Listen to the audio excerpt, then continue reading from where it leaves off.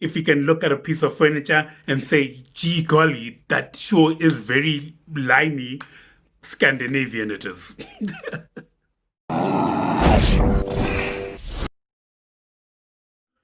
All right, on to the next one, or more precisely, on to the next ones. Welcome, good people on the opposite side of the screen. As always, I'm your host, Ishe Jindu, Ozinyati, real estate agent, soon to be the very best, everything and all that. And today on this video, it's gonna be another continuation video going over 3 more interior design styles. If you hadn't already done so, part 1 is right here. Went over the modern, minimalist, and contemporary interior design styles. And on today's video, we're gonna be uncovering all the deep dark secrets of the industrial style, the mid-century modern style, and the Scandinavian style. And before we jump in, I would greatly appreciate it if you subscribed for real, liked this video, shared this video, and as always, let's get into it. Alright, might as well not dilly-dally and jump straight into it. Make sure you make it all the way to the end of this video to get the results of today's interior design battle tournament. But until then, let's start discussing the industrial interior design style. Does it sound like an old abandoned manufacturing plant, factory, warehouse with wires, cables, everything splattered all around, zero finesse features like painted brick walls? Nothing like that? Then good, because that's exactly what it is. Closely. The industrial interior design style, when comparatively compared to a human being, kind of looks like your average run-of-the-mill person, except you've got to subtract the clothes, and you've got to subtract the skin, and you're pretty much just left with bone and flesh.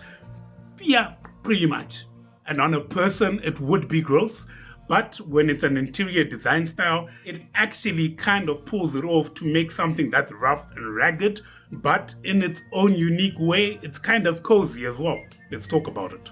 As I just mentioned, the industrial interior design look really does like to play off that whole rough and ragged, tough-looking interior design, where a filthy casual wouldn't be impressed because it lacks the polish and finish that we're so accustomed to in most house rooms. But the industrial interior design look isn't there for the casuals.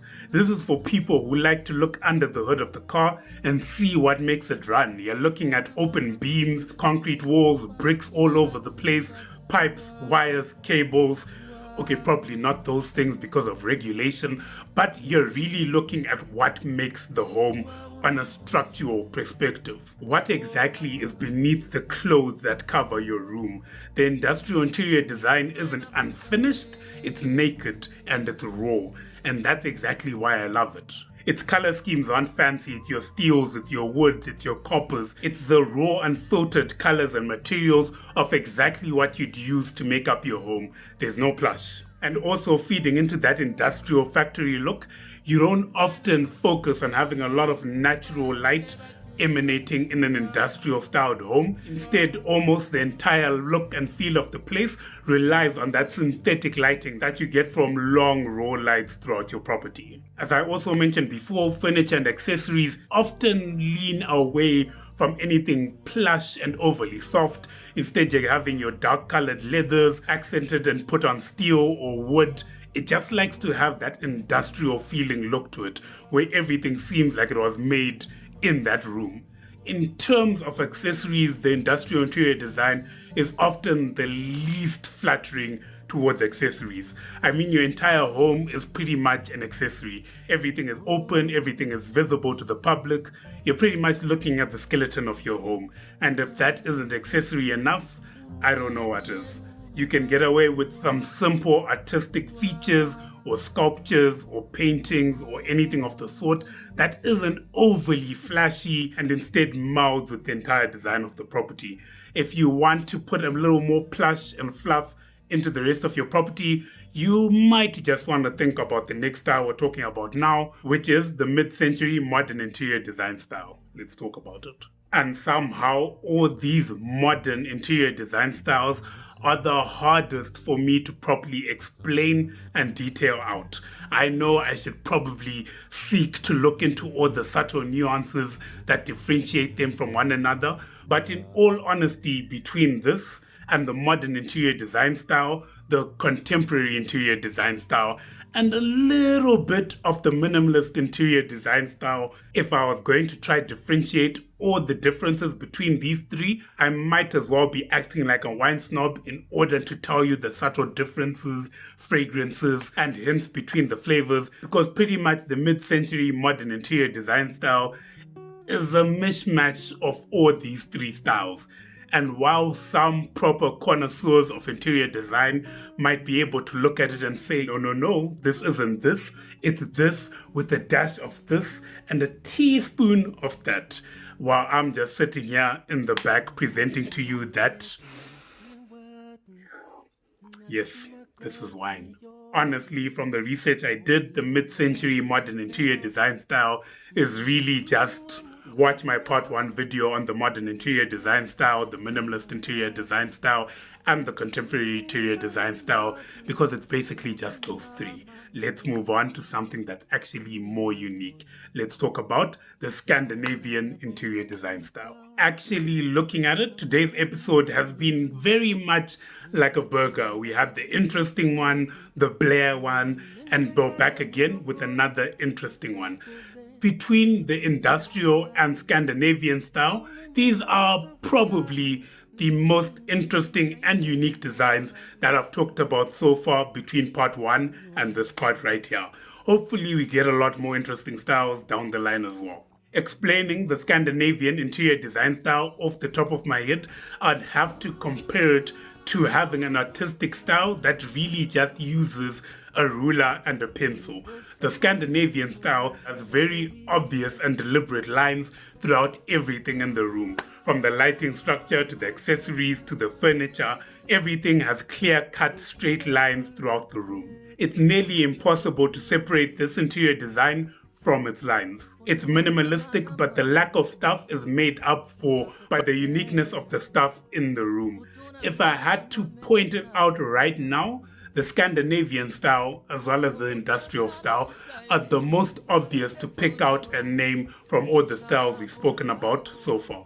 As with most interior design styles, the color scheme is that monotone white, black, gray. It likes to incorporate a lot of contrast in the background, but when it comes to the furniture and the accessories, the Scandinavian style isn't one style that's afraid for punches of color, accents of color, sparks of color. Unlike the industrial interior design style, the Scandinavian style is one that really likes to opt in towards having a lot of natural light in the room. So expect a lot of large and lined windows throughout the room that allow a lot of free and natural sunlight to come into the room. When it comes to the furniture, as I said before, just make sure there are lines somewhere and you're probably not gonna go wrong. If you can look at a piece of furniture and say, gee golly, that sure is very liney, Scandinavian it is. But that's it for today's interior design video. So far we've done 6 of, I'm guessing, will probably be 14 interior design styles that we're going to go over. After scripting out this video, I thought it would be nice to have a tournament style arc where I basically eliminate all the styles I don't like in order to eventually crown the undisputed champion of the best interior design style out there. So at the end of each video, I'm basically gonna knock out one interior design style which I really don't like, and then when I've done all the interior design styles, I'll put them in a hat, figuratively or not so figuratively, put them through an interior design face-off challenge battle type thingy, and then eventually come to a concluding winner. So for the first video that I did, the interior design style I'm going to have to knock off is definitely the modern interior design style, because modern, I don't get it, I don't like it, so it's out. And on today's video, as you probably guessed, the mid-century modern interior design style can also just dip, because I don't get it. I don't know what's different with them. Maybe one day if I interviewed an interior design connoisseur and specialist, they'd be able to educate my feeble mind. But for now, these 2 styles are out of the game, and these 4 styles are guaranteed a spot in the tournament. Make sure you subscribe and hit the bell notification bell so that you're able to keep up with this series, and so that you ultimately know what's the one true interior design style to rule over all the rest. But until then, I've been your host, Ishe Jindu Ozinyati. Subscribe for real. Like this video, share this video. ishejindu@ivafrica.com and ivafrica.com to go to my website. I'll see you on the next one. Peace.